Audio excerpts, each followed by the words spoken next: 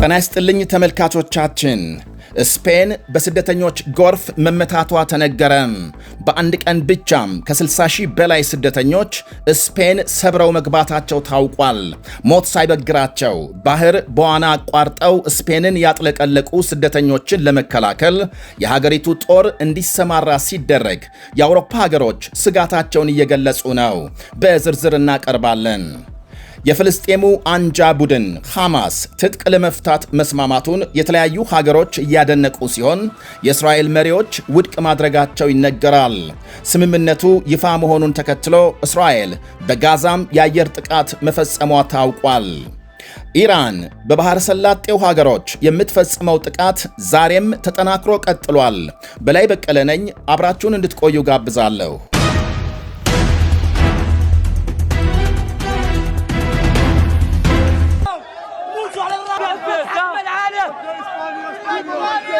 በሞሮኮ ሰሜናዊ የባህር ዳርቻ የምትገኘውና የስፔን ግዛት የሆነችው ስዑታ ባለፉት 24 ሰዓታት ውስጥ ከ60,000 በላይ ስደተኞች በሕገወጥ መንገድ መግባታቸው ተነገረ።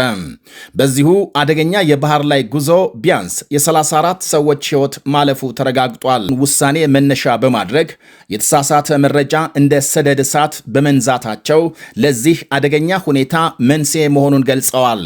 በአሁኑ ወቅት የስፔን መንግስት የድንበር ጥበቃውን ለማጠናከር የጦር ኃይሉን ወደ ስዑታና አቅራቢያዋ ወደምትገኘው ከተማ አሰማርቷል። መንግስት በህገወጥ መንገድ የገቡትን ስደተኞች በሙሉ በተቻለ ፍጥነት ወደ ሞሮኮ ለመመለስ ከሞሮኮ ባለስልጣናት ጋር እየተባበረ እንደሚገኝም ሳንቼዝ አረጋግጠዋል። በድንበር አካባቢ በነበረው ዘና ያለ የሞሮኮ ጥበቃ ምክንያት በርካታ ስደተኞች በዋናና በድንበር አጥር ዙሪያ ባሉ ድንጋዮች ላይ በመጓዝ ወደ ስዑታ የባህር ዳርቻዎች መግባት ችለዋል። በአካባቢው የሚኖሩ ነዋሪዎችና የስፔን መገናኛ ብዙሃን በከተማዋ ውስጥ ከፍተኛ ስጋትና ውጥረት መንገሱን ዘግበዋል።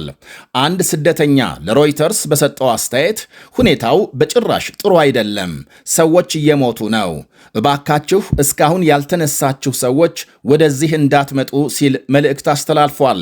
የብሪታንያ ጠቅላይ ሚኒስትር አንዲ በርናም እንዲሁም ደግሞ የፈረንሳይ ፕሬዝዳንትን ጨምሮ በርካታ የአውሮፓ መሪዎች ስጋታቸውን የገለጹ ሲሆን ለስፔን የድንበር ጥበቃም ድጋፍ ለማድረግ ቃል ገብተዋል። በሞሮኮ ሰሜናዊ ዳርቻ የሚገኙት ስዑታና መሌያም ከ15ኛው ክፍለ ዘመን ጀምሮ በስፔን ስር ያሉ ሲሆን አፍሪካም ከአውሮፓ ህብረት ጋር የምትገናኝባቸው ብቸኛ የመሬት ድንበሮች ናቸው። እንደ ፈረንጆቹ አቆጣጠር በ2021 የሞሮኮ ባለስልጣናት በምዕራባዊ ሰሃራም የሉዓላዊነት ጥያቄ ላይ ከማድሪድ ጋር ከተፈጠረ አለመግባባት በኋላ ወደ 8,000 የሚጠጉ ሰዎች ድንበር እንዲሻገሩ ፈቅደው እንደነበር ይወሳል። የጣሊያን ጠቅላይ ሚኒስትር ጆርጂያ ሜሎኒ በስዑታ የታዩትን ምስሎች አስደንጋጭ ሲሉ የገለጹ ሲሆን ያሉ የጣሊያንን አምባሳደር ጠርተው አነጋግረዋል። የአውሮፓ ህብረት ኮሚሽን ፕሬዝዳንት ኡርሱላ ቫንደር ሌን በበኩላቸው በስዑታ የታዩት ምስሎች ፍጹም ተቀባይነት የሌላቸውና ድርጊቱ በአስቸኳይ መቆም እንዳለበት አሳስበዋል።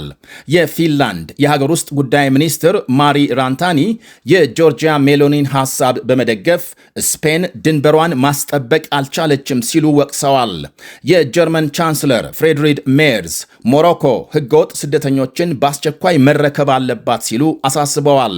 ወደ ሌላ መረጃ ስናልፍ በጋዛ የሚንቀሳቀሰው ሐማስ ትጥቅ ለመፍታት መስማማቱን የተለያዩ ሀገሮች እያደነቁ ናቸው።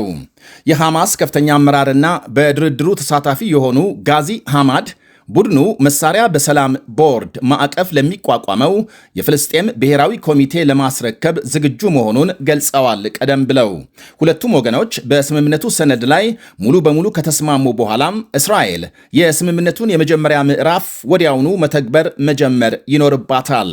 አክለውም የፍልስጤም ብሔራዊ ኮሚቴና ዓለም አቀፉ የሰላም አስከባሪ ኃይል ወደ ጋዛ በመግባት በእስራኤል ይደገፋሉ የተባሉ ታጣቂ ቡድኖችን ትጥቅ የማስፈታት ሥራ ማከናወን ይኖርባቸዋል ብለዋል።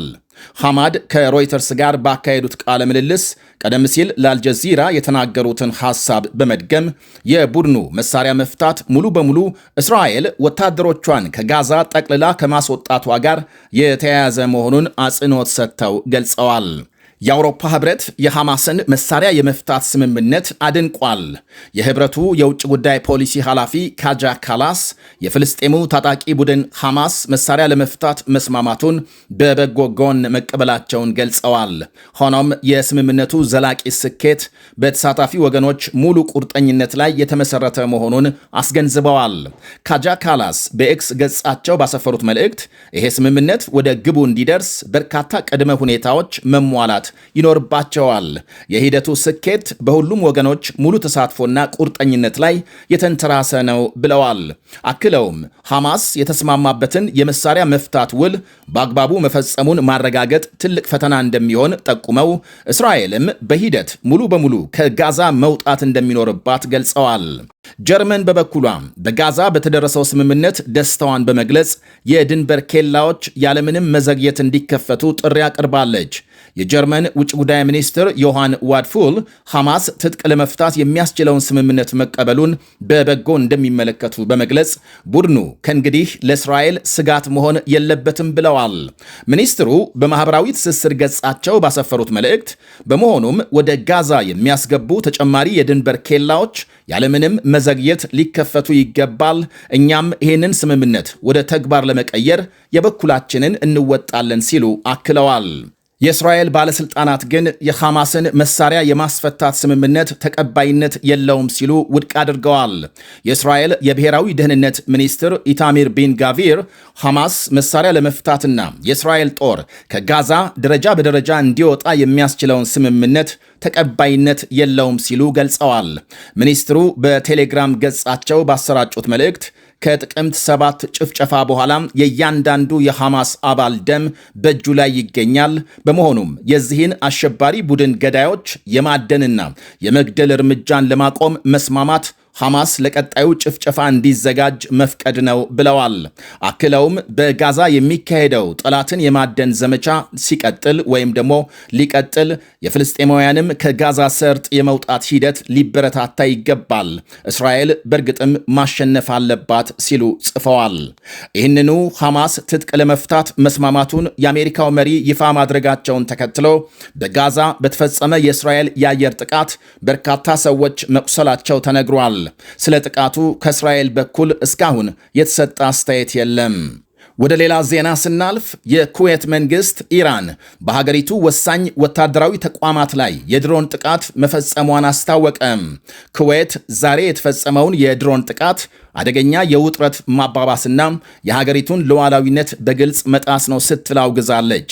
የኩዌት የውጭ ጉዳይ ሚኒስቴር ባወጣው መግለጫም ጥቃቱ ለኩዌት ጸጥታና መረጋጋት ቀጥተኛ ስጋት መሆኑን ገልጾ ዓለም አቀፍ ሕግ፣ የተባበሩት መንግስታት ድርጅት ቻርተርና የጸጥታው ጥበቃ ምክር ቤት ውሳኔ 2817ን በከፍተኛ ሁኔታ የጣሰ ነው ብሏል። ሚኒስቴሩ አክሎም እንዲህ ያሉ ጥቃቶች መቀጠላቸው ሊጸድቅ ወይም ሊቀበሉት የማይችል የተቀናጀ የጠላትነት አካሄድን የሚያንጸባርቅ ነው ሲል ገልጧል።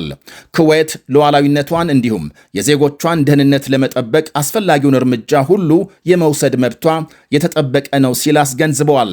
የኢራን ጦር በኩዌትና በሌሎች የባህረ ሰላጤው ሀገሮች በሚገኙ የአሜሪካ ጦር ሰፈሮች ላይ የሚፈጽመውን ጥቃት አጠናክሮ መቀጠሉ ይነገራል።